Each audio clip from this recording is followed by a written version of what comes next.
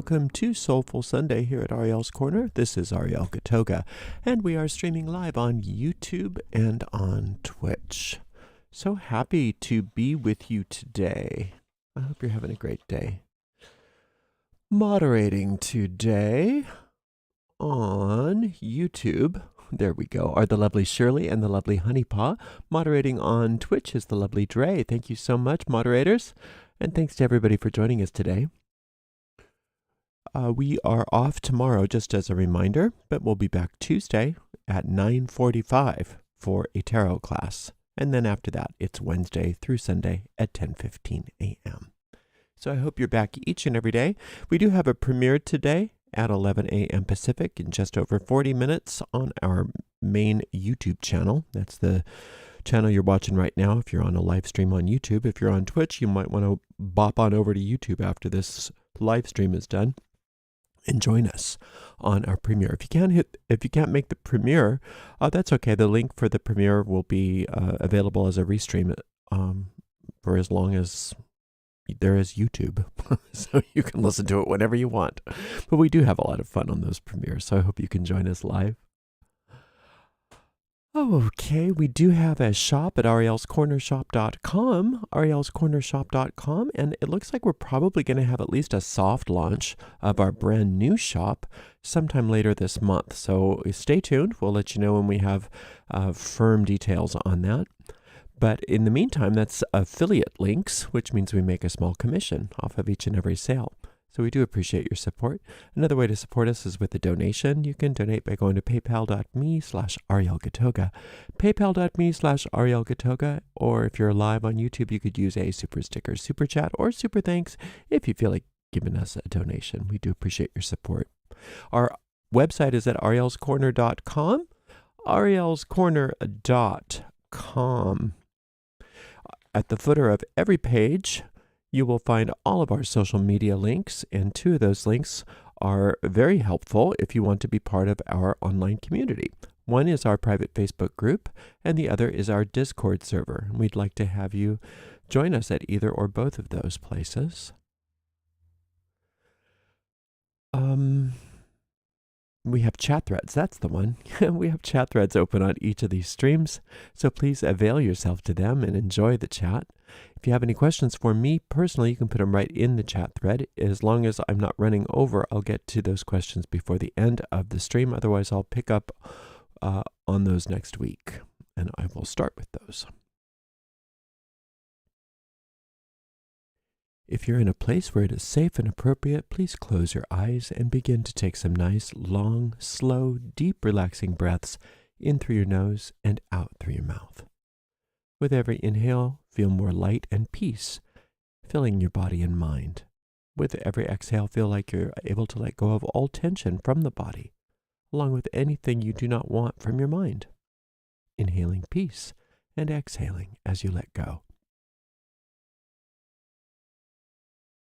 We see ourselves now on top of a beautiful mountain in the center of a circular grove of trees. In the center of our circle, a bonfire is blazing forth, lighting us and the grove with a sacred golden light. This is the light of perfect love and perfect trust, which burns away easily and gently everything that's not like itself, leaving us safe and serene. Into this sacred circle, we call upon our Creator.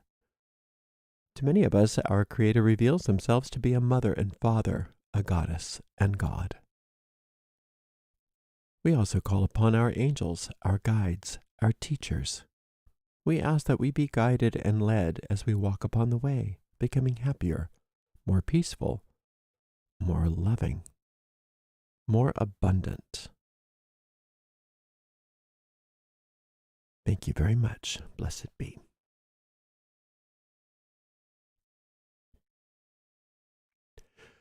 One of the real basic things about magic that is sometimes sort of overlooked, but it's really the cornerstone of magic, is that thought creates reality. Thought is the causative world, and what we call the physical world is the world of results. And so what the ego mind wants us to believe is that everything's happening outside of us. And what it doesn't want us to recognize that everything that's going on, quote, outside of us is simply a projection, like a projection on a screen. And I know everybody knows about this theoretically, but sometimes we forget about it, that the projection on the screen that we see as the screen of space being our circumstances, the ins and outs of our lives, our relationships, our possessions, our body, our money, our health, whatever it is a projection. Is a projection. And the senses of our body are the receptacles through which we receive the experiences of the projection of our mind. But it's not the world that's creative. It's the mind that's creative. And so we have two different kinds of reality kind of interspersing with one another. There is the reality that is the projection of the divine mind, which is perfect. And then there is our own personal projection. There are our own personal projections. And very frequently, those two things don't jive. They're not balanced with one another. Our personal projections are rarely based upon who we are organically as souls, as creations, as extensions of the perfect mind. They are usually more the projections of our fragmented mind, which many psychologists will call neuroses, etc. So our own neurotic thinking basically is what we're interacting with as events and circumstances in our world. So when we are seeking to solve problems, one of the first things that we are taught to do in any kind of metaphysical training, whether it be magical or other, is to look to the mind and to change the mind. And part of magic has to do with building thought forms and also disassembling thought forms. And when you're working with things like psalm magic, you're also working with ancient techniques to install thought forms which are from a higher power.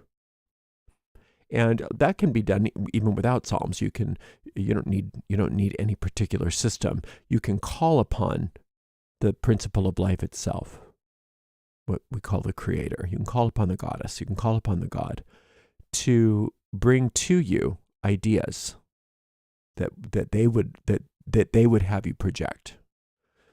So let's say that your idea of a higher power is God. That's what you call your higher power, God.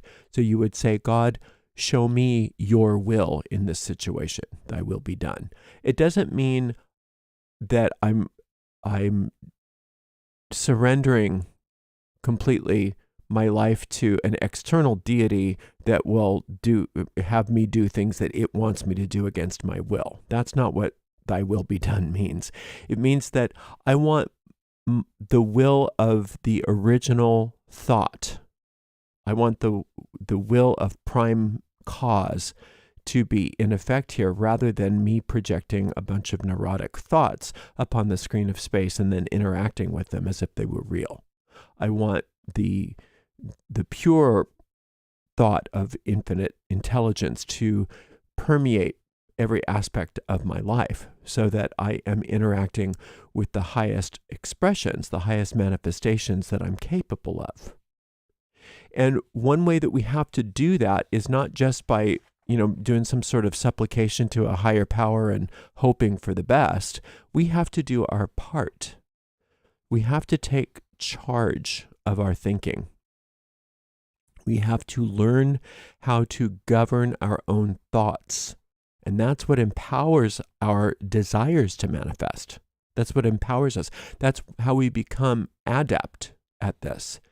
It's not only what you do in the spell that matters. It's what you do outside of your circle that matters. So what you're doing inside your circle, whether or not you use a circle, is inconsequential. I'm just using that as an image.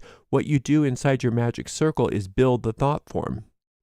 But what you do outside of that for the rest of your day either supports that or destroys that. If I come into my circle because I need to build a thought form for, say, prosperity, let's say I have, 30 grand of debt that needs to be paid off, lickety split. And so I go into my circle and I do a spell. I create a thought form to pay that off, to make sure that that's completely paid, that I'm debt free. It's a very powerful, wonderful thought form to have. But then the rest of the day, I worry about how I'm going to pay my bills. And one negates the other. Because your reality is a reflection of your belief systems. It's a reflection of what you truly believe in the depths of your mind, your deep mind. And so if you can't convince your deep mind that a thought form is true, then it's not an effective thought form. And how you convince your deep mind that something is true is by how you react to your life when you're outside your circle. So if I'm doing things to support my magic, whatever that thought form was, let's say that debt eraser spell that I just did, then my time is better spent doing things like making lists of the debtors, making list of my creditors and the amounts, and so that I have it orderly, so I can show my deep mind, see, these are the debts that are getting paid off, and these are the priorities that I want them to get paid off, and I'm going to pay this one first, and then I'm going to pay that one, or however it's going to go. That is a proactive way of dealing with my fear about my debt outside my circle, to get busy, to do something proactive about it, to prove to my deep mind we are on this. We are not stopping until we get this stuff taken care of. Whereas most people don't do that. Most people go in and they do a little spell, they burn some incense, they do a little candle magic or whatever, they build a nice little thought form, and then they go back to business as usual. And they wonder what happened.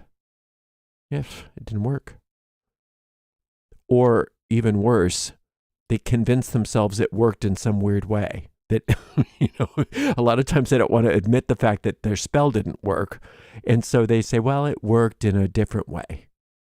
And they create a fantasy about how, the universe wants them to be in debt or something weird. So what happens is that what we do with our minds outside of our circle makes or breaks the entire operation. Now, one of the best things you can do with your mind when you've cast a circle is stop thinking, one of the best things you can do with your mind once you've cast a spell is stop thinking about the spell altogether and just let it work.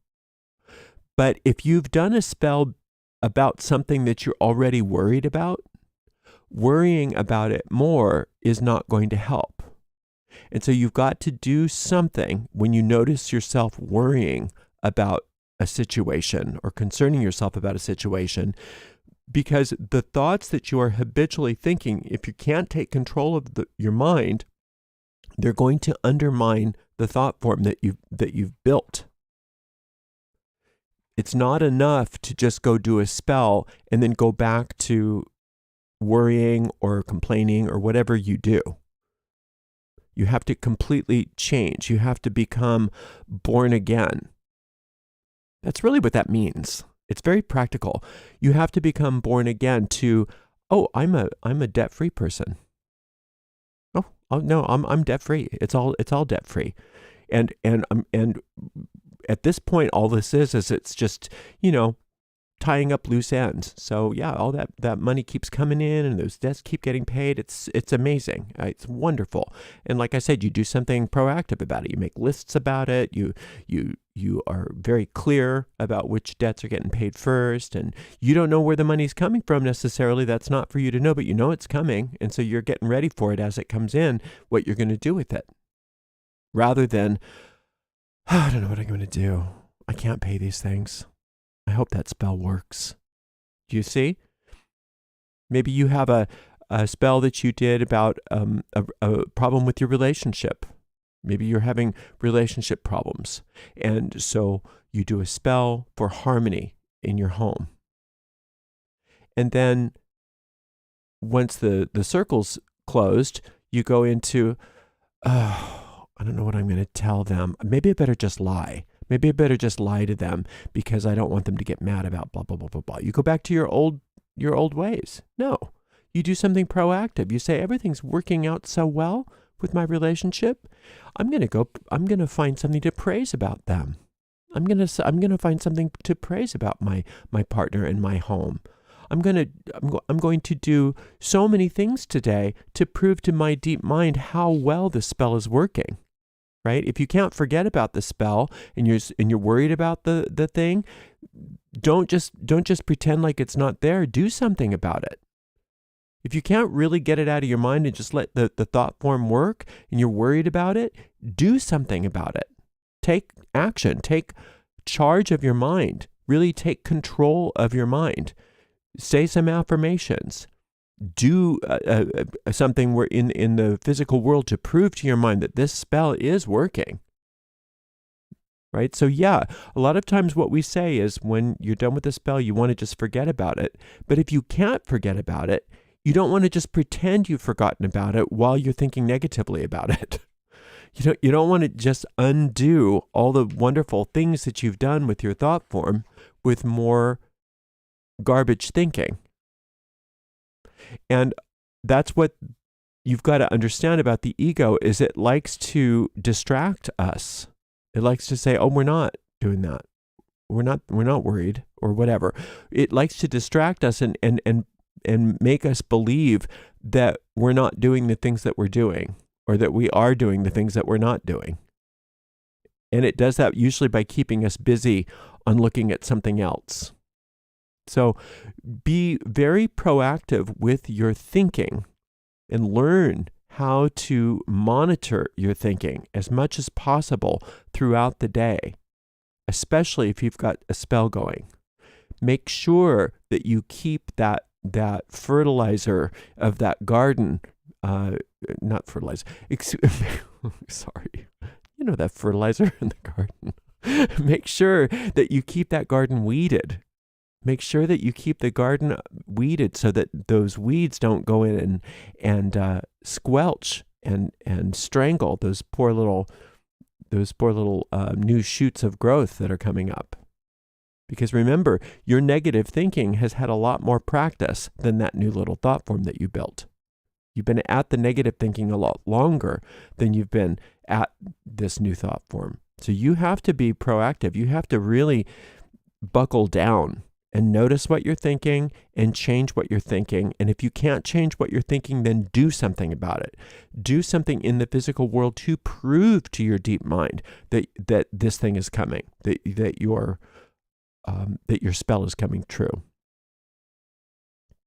Let's say that you had a spell that you did about healing an ailment in your body. First of all, make sure that you're working within your sphere of influence. Obviously, that's with everything. Part of what the ego likes to do is to get you to create thought forms that it knows you don't believe you're capable of building so that you can have failure. So don't allow that to happen. Make sure that you're working somewhat within your sphere of influence or just pushing the boundaries. But let's say within that sphere of influence, you know that you're getting all of the right medical attention, that you're doing all the right things in the world, and now you're doing a spell so that you can get beyond this, whatever this little or big, whatever this physical ailment is. So when you're done with that spell and you start noticing that your automatic response is, oh, I'm so sick, or, oh, I just don't feel so good. Change it. Again, you don't have to deny that you're having pain. You don't have to deny that you're having fatigue, but change your idea about what that means. It's just as easy for you to say, I'm getting better and better. My energy is getting more and more. I'm getting more and more energy. My pain is decreasing. I'm sleeping better. Whatever the thing is that you're working on, it's just as easy for you to say, I'm getting better and better, than it is for you to say, oh, I just don't feel good. And it's just not happening. Nothing's working for me, right? You've got to take charge of your thought. You've got to take charge of your mind. And if you can't take charge of your mind, take charge of something in the world. Do something. Whether it's saying something, you can take charge of your words. You can take a statement or a chant, an incantation about your health, and speak it over and over again with enthusiasm. You can start to plan some things that you're going to do that you've had to put off because you haven't been feeling well. You can start planning some things. Just, you don't have to even tell anybody you're planning them, but in your mind or in your notebook, in your journal, or in your calendar, you can say, okay, well, I'm going to do this, and then I'm going to do that, and then I'm going to do this. All of these things that you're planning on doing once this ailment has been healed, that whatever that ailment has been in your life has stopped you from doing. So you can't just roll over and let the ego do its thing once you're done with the spell and expect the spell to work. You've got to be a spiritual warrior. You really do. You got to get your armor on, and you got to fight your own tendencies toward that fatalistic, negative, habitual thinking, because that's what got you into the often that's what got you into the problem in the first place. And even if it didn't get you into the problem in the first place, it's definitely there to try to keep that thought form from working. So in a perfect world, you would build the new thought form and you just forget about it and it would happen. And that's ultimately what we would love to happen. But if you notice that you're negating the thought form in your day-to-day thinking, and especially in your day-to-day speech, don't just pretend like that's not happening and saying, oh, no, we have to forget about this altogether. No, don't do that. What you want to do is notice that negation and do something about it. Learn how to reverse it immediately. When you notice yourself saying something, if you notice it while you're saying something negative about it, when you're saying, you're complaining or you're doing something where you are stating something negative that is in direct opposition to the spell that you have cast, stop. Don't complete that statement. If you've already completed that statement, just simply say, I take that out of the law of cause and effect.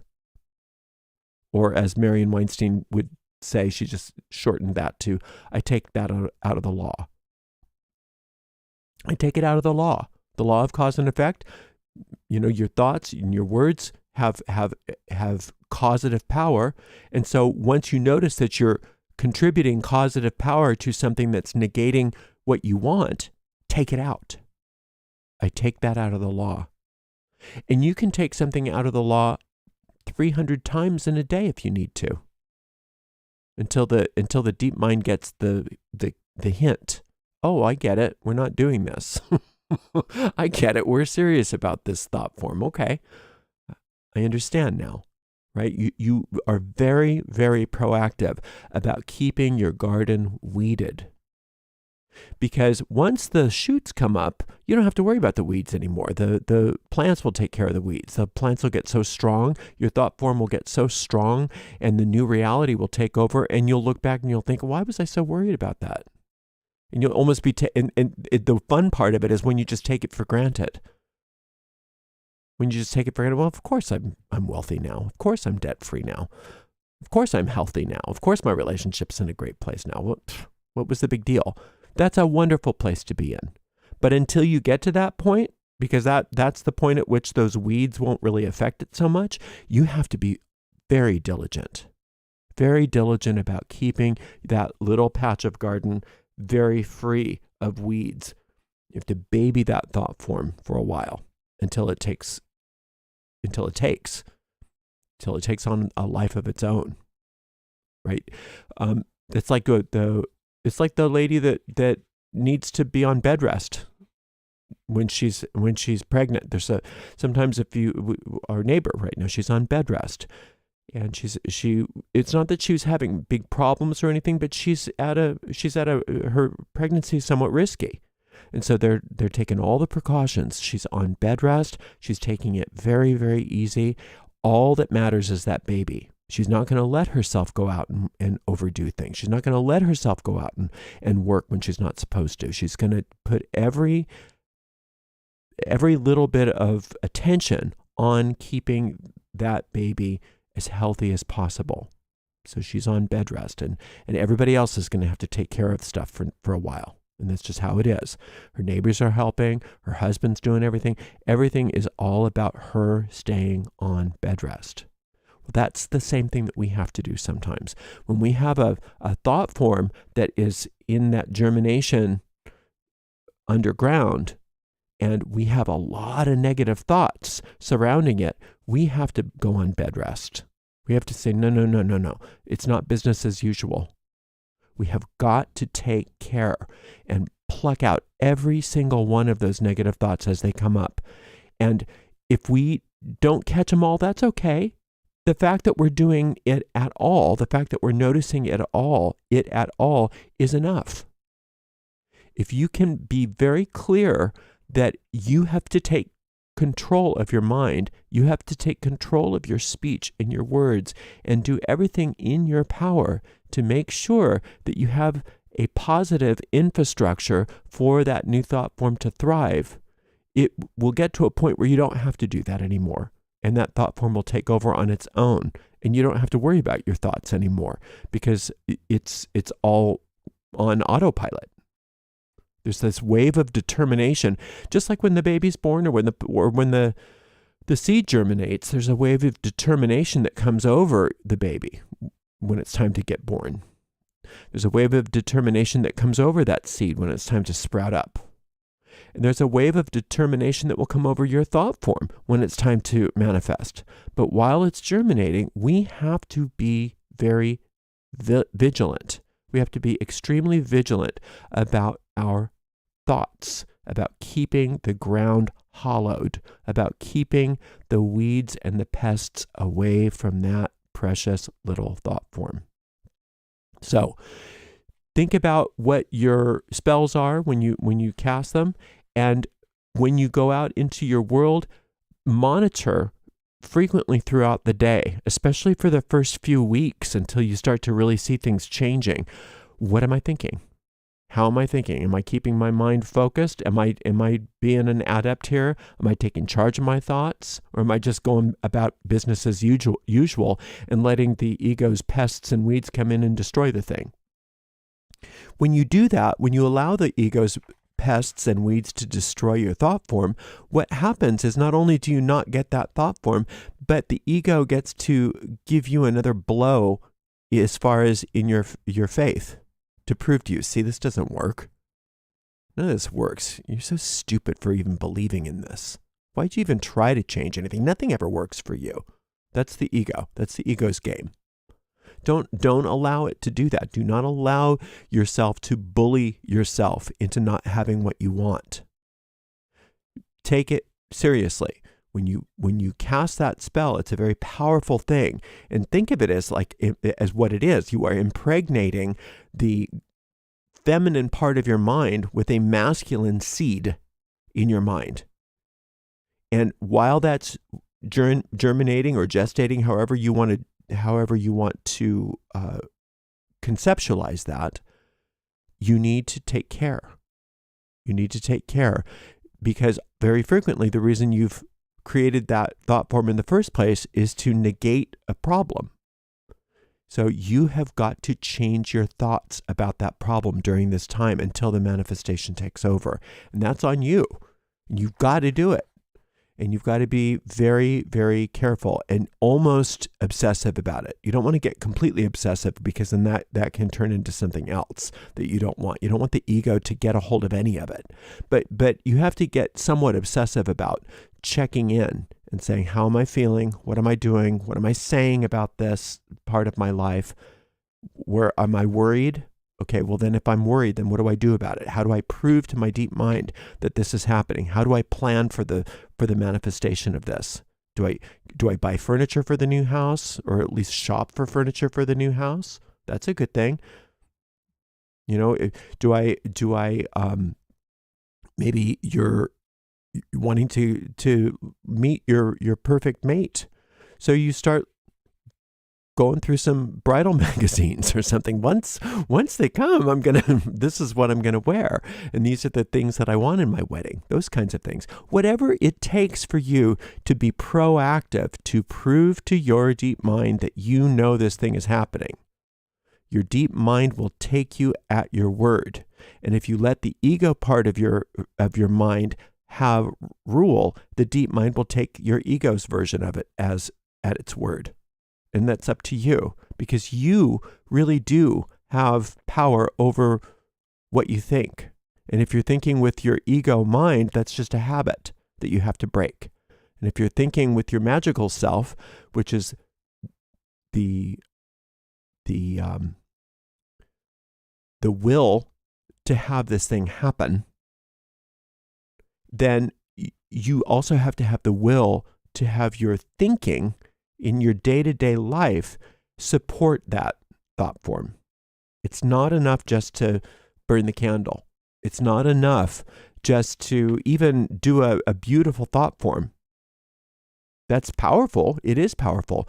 But if you then allow the entire surrounding ground to be salted by the ego, it won't help.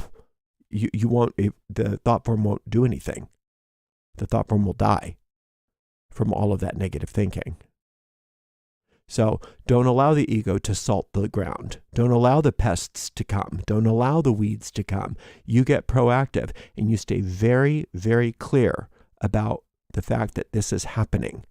And you know that this is happening. And you convince yourself that it's happening one way or another, either by chanting an affirmation, by taking negative things out of the law of cause and effect verbally, by buying things to support the coming of it, by, like I said earlier, making lists, by planning, by whatever it takes to prove to your deep mind, I know this is coming. I'm on it.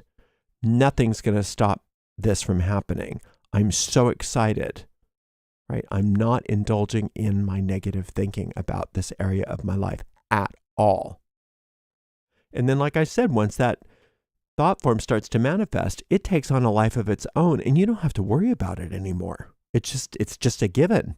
And you look back on it and you forget that you had to go through all that. And that's a wonderful place to be, where you look back on a success and you say, oh, of course it happened. Duh. That's a wonderful place to be. So you have the power within you to keep that ground hallowed for that thought form to spring forth into life, to bring you everything that you desire. But it's up to you to stay very vigilant about it and make sure that you take care of that little baby thought form, and it will grow and it will prosper you in whatever way you've programmed it to, because you have done the work. Thank you so much for spending a little time with me today. I so appreciate you. Until next time, blessed be. Okay, do we have questions? Oh, here we go. Will this higher power help us take charge of our thoughts if we ask it? Yes, it will, but it won't do it for you. Right? Nothing can do it. It can only do for you what it can do through you. So you have to be willing to discipline your mind, but it will help you. Absolutely. It will help you every step of the way. I don't know Yoga Nidra. I mean, I know the name, but I just don't know what that is. Sorry. I'm not very astutely aware of a lot of stuff. I know what I know. But when people ask me questions about stuff that's probably really normal to know, but for most people, I look sort of kind of ignorant because I only know what I know. If a person is injured accidentally, is it also a result of a thought form, and can it be changed? Well, ultimately, everything's a result of a thought form, and ultimately everything can be changed. But there are things within our experience that are so far out of our sphere of influence, it seems like they can't be changed, right? So you either need to very vastly widen your sphere of influence so that it can be changed, or sometimes you need to petition a higher power for intervention, or sometimes you have to deal with it. You just have to almost live with, for at least for the time being, the things which seem to be outside of your sphere of influence. But ultimately, everything is a thought form, but it's not necessarily your fault. Just because something started as thought doesn't mean that you created it for yourself. Like when people say, well, did a child create the cancer for themselves? No. The child didn't create the cancer for themselves, but thought created the cancer for the child. Thought is responsible for that, wherever it came from. And who knows where it came from? It could have come from a generational thing. It could have come from the group mind. It could have come from wherever. But it was thought. If you think about it, when people think about genetic dispositions towards something, well, what's a gene? A gene is data.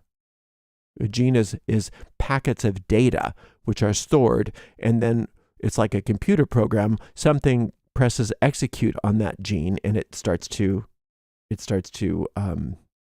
present itself in the physical. So it's the genetic data is proof of the fact that thought is creative. Now, again, so you don't want to think of your personal thoughts as necessarily being the reason why you're in a circumstance. There's a lot of species thought that goes on, and that's usually what we are victim to, is the species thought, the mass consciousness of the demiurge of our group mind. So if you have, cancer or diabetes or all of these things, you never want to think, oh, what thought form did I create to make this happen? It's usually not that. I mean, sometimes it is, but it's usually not that. It's usually that you're just a victim of the group mind, and you standing up to that part of the group mind and doing a spell to negate that, that's a lot of courage. That's heroic. That's a big deal. So you don't want to think, well, everybody's just got this power to overcome whatever. Not really. It takes a lot of courage and a lot of strength and a lot of training to stand up to things that are big in the deep mind. But we can do it. We can do it. And so you have to deal with the juxtaposition of what your current magical sphere of influence is, what you believe you can really effect, what change you can effect, and also the fact that you're combating thought forms that are coming from a conglomerate mind. So there's a lot going on there. So that's why we recommend that when you're working spells, that you work within your sphere of influence and you take things one little step at a time, one thought form at a time, and you grow little by little over time. Don't try to do something too big and too massive, because you may not make it. But you can do smaller things which will build up your faith and will expand your sphere of influence so that you can do bigger things and then bigger things and then bigger things, right? I hope that answered your question. All right. Well, thank you so much for being here. I so appreciate you. And thank you so much to the amazing moderators. Today we had Shirley, Honeypaw, and Dre. We are off tomorrow, but then we are back on Tuesday, and I hope to see you over on that premiere that's happening in about 3 minutes. Thanks again for being here. Until next time, blessed be.